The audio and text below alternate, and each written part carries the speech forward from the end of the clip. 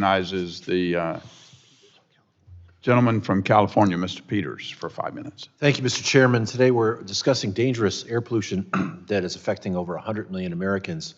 Specifically, we're talking about how to reduce fine particulate matter pollution that can affect the health of humans' hearts and lungs. It can increase the risk of heart attacks and amplify existing medical conditions like heart disease and asthma. And while I support efforts to strengthen the standards for fine particulate matter pollution, which could result in as many as 1,700 avoided premature deaths and 110,000 avoided lost work days, I want to ask a few questions about the rule. But I first want to bring to attention of the subcommittee the largest source of particulate matter air pollution in the western United States, which is wildfire smoke. Poor land management and climate change are fueling extreme wildfires in California and across the West, and these fires endanger our communities, wildlife, and ecosystems, and are releasing dangerous smoke into the atmosphere, as many of us on the East Coast experienced earlier this year from the Canadian wildfires. Researchers in my district from the University of California, San Diego and the Scripps Institution of Oceanography published research showing that particulate pollution from wildfire smoke is more harmful to human health compared to other pollution sources.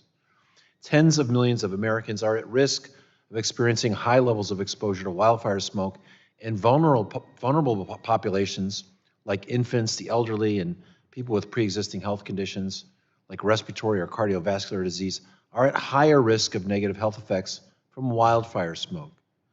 Extreme smoke events are already increasing emergency room visits, and more people will be at risk as wildfires continue to grow in frequency and intensity. Congress needs to act to reduce the severity of wildfires by both addressing the climate crisis and better managing our land. We also need a well-resourced, well-trained, and supported wildland firefighter force to reduce the severity of wildfires and help make our landscapes more fire resilient. Right now, Congress is failing to live up to its responsibility to support wildland firefighters that are putting their lives on the line to protect our communities and natural resources. And if we fail to act in the next 2 weeks, federal wildland firefighters could see their paychecks cut in half. The Federal Wildland Firefighters Union says that up to 50% of the wildland firefighter force could walk off the job unless Congress provides more resources. Now, we're not talking about wildfires in this committee, but we're talking about particulates.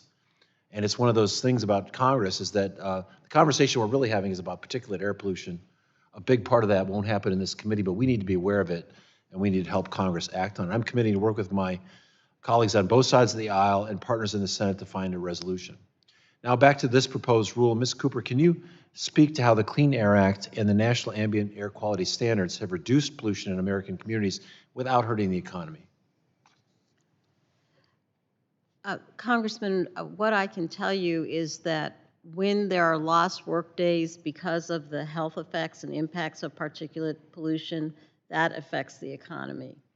And also, in terms of wildfires, they are a threat to air quality, and that's one of the reasons why at Moms Clean Air Force we believe that the EPA should take action against that type of pollution that they can control and that we can identify where there can be a contribution to cleaning the air because of these other problems that are also related to wildfires.